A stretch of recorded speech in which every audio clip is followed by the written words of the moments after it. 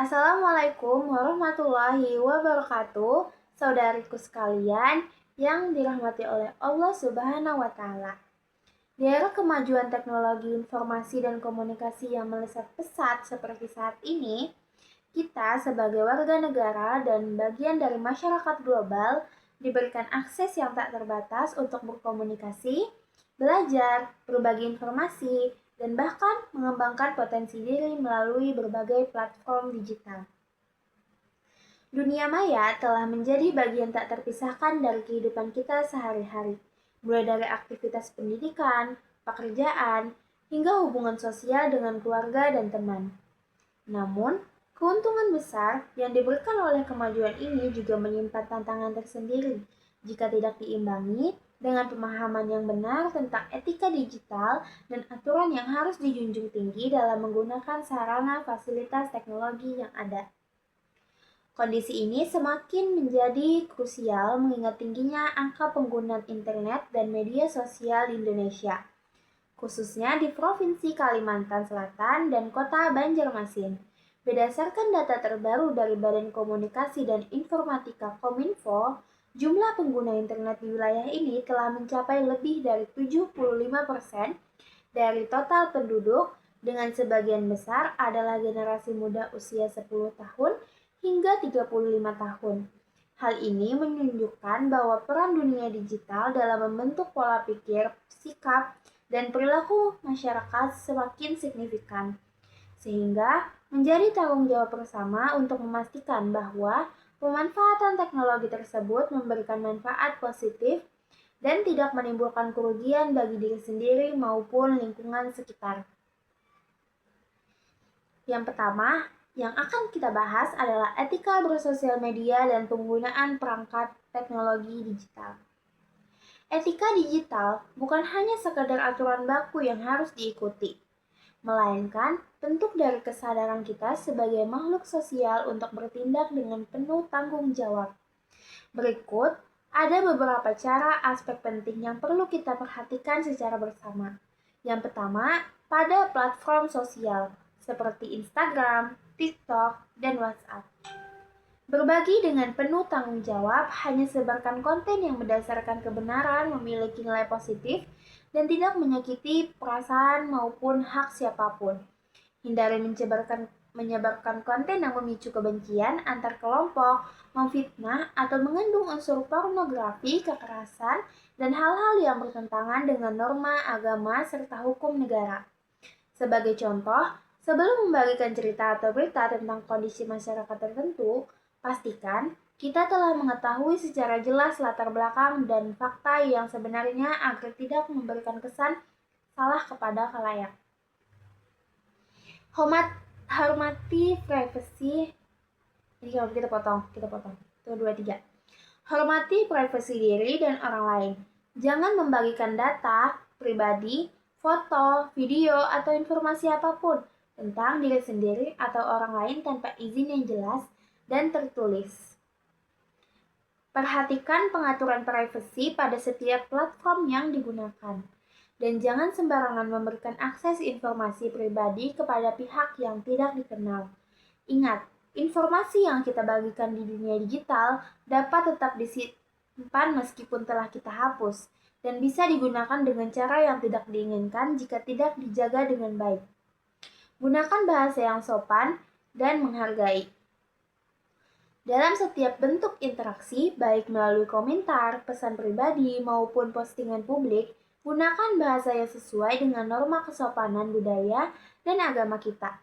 Hindari ujaran kebencian, komentar merendahkan, kata-kata kasar, atau bentuk komunikasi yang dapat menimbulkan konflik. Ingat bahwa di balik setiap akun digital ada manusia yang memiliki perasaan dan hak untuk diperlakukan dengan baik. Jaga keseimbangan antara kehidupan digital dan nyata. Jangan biarkan aktivitas di media sosial mengganggu aktivitas utama seperti belajar, bekerja, menjalankan ibadah, atau berinteraksi langsung dengan keluarga dan teman di dunia nyata. Tetapkan waktu khusus untuk menggunakan media sosial dan pastikan bahwa kita tetap memiliki waktu yang cukup untuk berkomunikasi secara tatap muka yang sangat penting untuk menjaga kualitas hubungan interpersonal, dan kesehatan mental. Hormati hak cipta dan kekayaan intelektual. Jangan secara sembarangan menyebarkan atau menggunakan konten karya orang lain seperti tulisan, foto, video, atau musik tanpa izin dari pembuatnya. Jika ingin berbagi konten tersebut, pastikan kita memberikan kredit yang tepat kepada pembuatnya atau hanya menggunakan konten yang memiliki lisensi bebas hak cipta. Yang kedua, pada penggunaan HP, VPN, game digital, judi online, dan pinjaman online.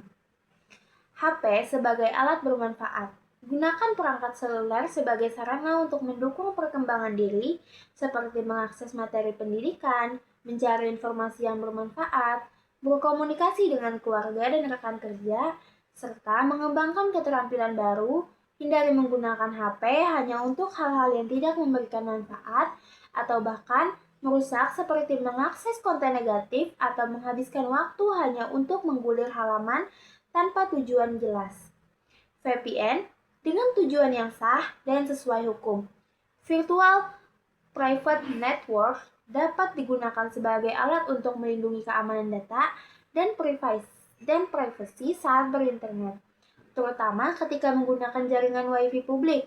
Namun, pastikan bahwa penggunaan VPN tidak digunakan untuk mengakses konten yang dilarang oleh hukum Indonesia, seperti situs yang mengandung unsur terlarang atau menggunakan aktivitas yang bertentangan dengan peraturan negara.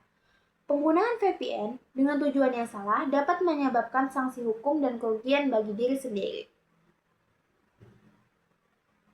Game sebagai hiburan sehat dan mendidik.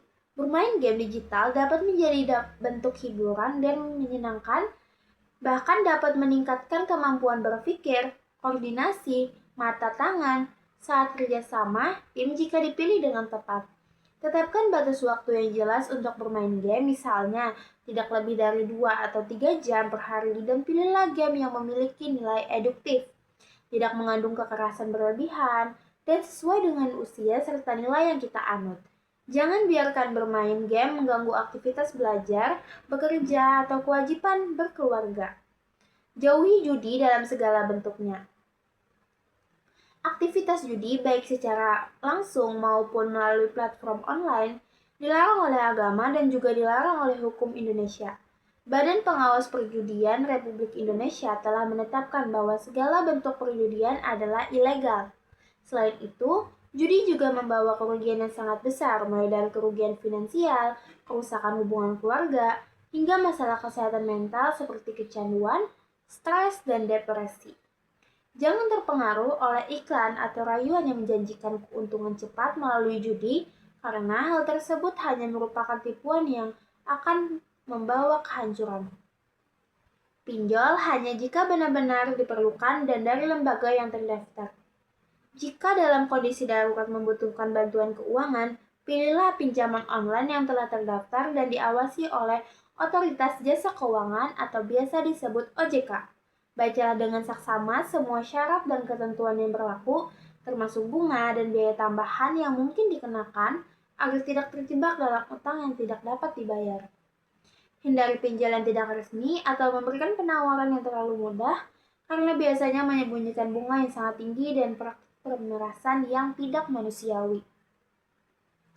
Yang kedua, kita akan masuk pembahasan yang kedua, yaitu dampak negatif penggunaan perangkat teknologi digital yang berlebihan dan tidak sesuai etika. Penggunaan perangkat digital yang tidak terkendali dan tidak sesuai dengan prinsip etika dapat menyebabkan berbagai dampak negatif yang merugikan, antara lain masalah kesehatan fisik, gangguan kesehatan mental dan emosional, serta masalah sosial dan hubungan interpersonal, risiko keamanan dan hukum.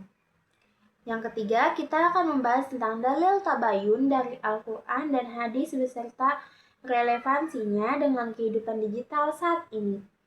Tabayun adalah prinsip pemeriksaan verifikasi dan penyelidikan yang mendalam terhadap suatu informasi sebelum kita mempercayainya atau menyebarkannya kepada orang lain.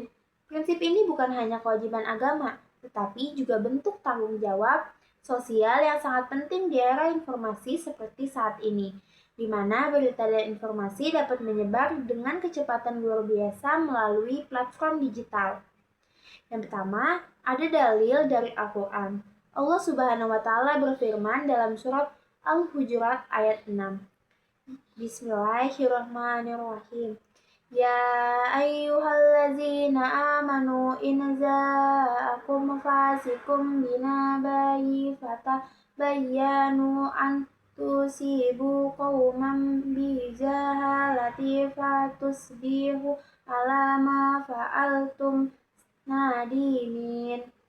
Wahai orang-orang yang beriman, jika datang kepadamu orang-orang fasik membawa suatu berita, maka periksalah dengan teliti agar kamu tidak menimpakan suatu musibah kepada suatu kaum tanpa mengetahui keadaan mereka yang menyebabkan kamu menyesal atas perbuatanmu itu. Tafsir singkat dan relevansi digital, ayat ini mengingatkan kita untuk tidak langsung mempercayai seperti informasi yang datang, terutama dari sumber yang tidak jelas memiliki niat yang tidak baik, atau menyebarkan konten yang dapat menimbulkan konflik. Selain itu, ada juga surat An-Nur ayat 26. Bismillahirrahmanirrahim. Al-khabisatu lil-khabisina wal-habituna lil-khabisati was-sayyabatu lis-sayyabina was-sayyanabuna lis-sayyabat ulaika mubarra'una mimma yaqulun lahum maghfiratun wa rizqun karim.